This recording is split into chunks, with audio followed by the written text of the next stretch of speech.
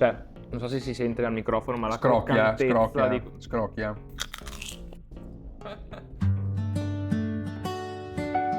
Due piccoli chimici in osservazione della reazione. Patavini, ciao! Oggi vi saluto molto bene perché Marco, dalla consegna che Ale ti ha fatto ieri, ha già preparato tutto il ben di Dio che vedete in questa tavola.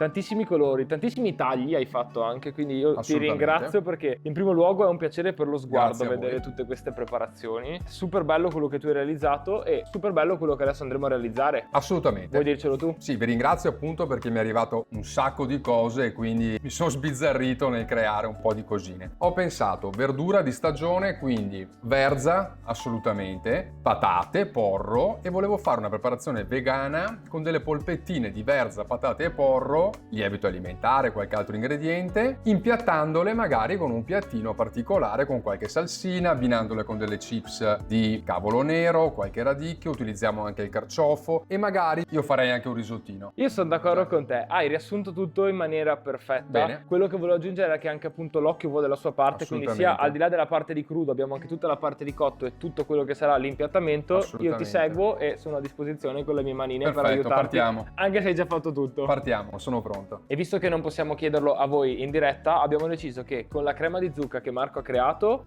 andremo a portare avanti il risotto. Sì. Utilizzeremo il cavolo nero e sopra potremo decorare con delle chips di cavolo nero, che come dicevamo, chips di cavolo nero in questo periodo eccezionali, ma in realtà le chips possiamo realizzarle un po' con tutta la verdura. Spesso sentiamo parlare esclusivamente di queste, in realtà si possono fare con il porro, con la zucca, con le carote, in questo caso con le chips di cavolo nero. Va lavato molto bene, accuratamente, io spesso uso anche del bicarbonato, lo asciughiamo con della carta assorbente. La parte dell'asciugatore è molto importante perché deve entrare in forno assolutamente asciutto. Lo condisco in una ciotola con un filo d'olio, un pizzico di sale e in questo caso, visto che la cucina di oggi sarà completamente vegana, ho utilizzato del lievito alimentare da cospargere sopra in alternativa al formaggio che ricrea un po' quel gusto. Inforniamo a 150-160 gradi per una decina di minuti, ma tenere sempre sotto controllo, assolutamente. Come hai preparato questa crema di zucca? L'ho tagliata a metà, l'ho ripulita all'interno, con le due calotte chiuse l'ho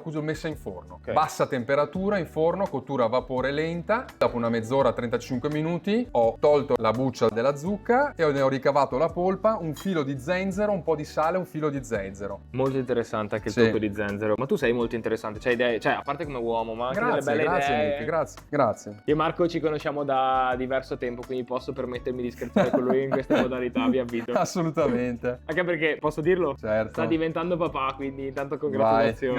Grazie mille. Andiamo ad aggiungere adesso il cavolo nero. Che spesso tante persone cucinano nelle case, quindi non all'interno di una cucina professionale e tutto, tendono ogni volta a farlo sobbollire, a metterlo all'interno del bollitore e via dicendo, perdendo tanto tempo. Io invece preferisco lavarlo, tagliarlo a pezzettini piccolini e saltarlo in padella. Una velocizzazione della cottura del cavolo che avviene attraverso un taglio sottile e fine, aggiungendo un po' di acqua alla volta. Questo è il risultato, che mantiene anche meglio i principi nutritivi. Stavo pensando io questa cosa. Noi adesso andiamo a inserirlo per andare a insaporire il nostro risotto e dopo decorare con le sue stesse foglie. È arrivato il momento di mantecare il nostro risotto. Assolutamente. Spegniamo il fuoco, non lo mantechiamo con il burro e con il formaggio come siamo abituati da sempre, come dicevamo prima. Abbiamo fatto un risotto vegano, mantechiamo in questo caso con olio extravergine, sempre bello e sempre molto buono, dei Colli Ugani, il nostro olio, molto bene, e andremo ad utilizzare il lievito alimentare, molto utilizzato nella cucina vegana, che è ricco sia di proteine sia di vitamine del gruppo B,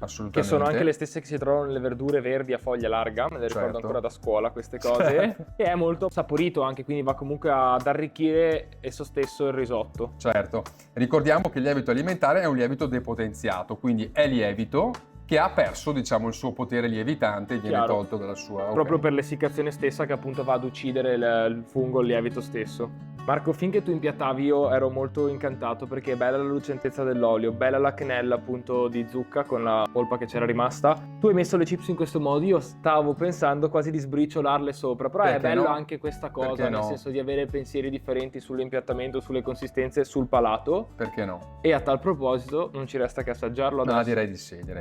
Andiamo? Si parte? Partiamo. Via. Io voglio tutto, anche la quenella di zucca e anche la chips di cavolo nero.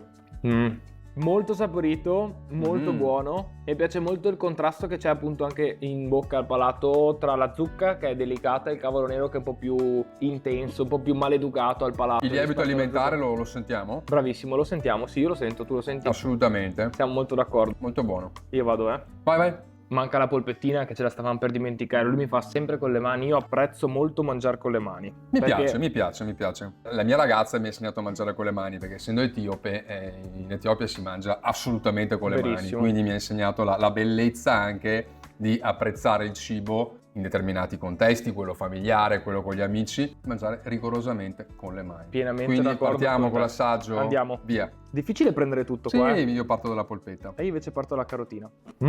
Eccezionale. Caramellizzata un pochino su una padella, un po' di zucchero bianco, un filo d'olio, olio di girasole. Infatti stavo per chiedere perché si sente appunto la leggera caramellizzazione. E poi di salsa di soia ce l'hai messa? No, in Ah, questo ok. caso non ho messo soia, ho messo solo zucchero, olio di semi e devo anche dire, un po' così, un po' di parte, ma è la realtà, carote davvero eccezionali. vedi. Non è comune trovare carote così. Lo so, non lo è- so. Ale Fresh tiene molto alla selezione sia dei Sì. produttori stessi sia della qualità del prodotto. Ha diverse gamme che possono essere scelte, però effettivamente io lo dico sempre, quando si mangiano dei prodotti buoni si è molto più felici, sta meglio il nostro corpo, sta meglio il nostro palato. È più facile lavorare, anche lavori meglio e ottieni dei risultati migliori e con più soddisfazione, quindi Pienamente d'accordo con te. voto 10 assolutamente. Io vado con Finiamo, la polpettina, via. polpettina por crema di zucca. Molto morbida e delicata anche questa polpettina. Poi secondo me tiepida così risalta molto di più anche il sapore appunto dei prodotti che hai utilizzato al suo interno e con questo gioco di colori, consistenze, croccantezze, Certo. eccetera, è un piattino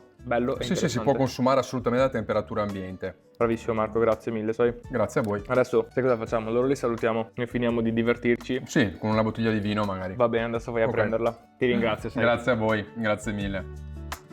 Ciao.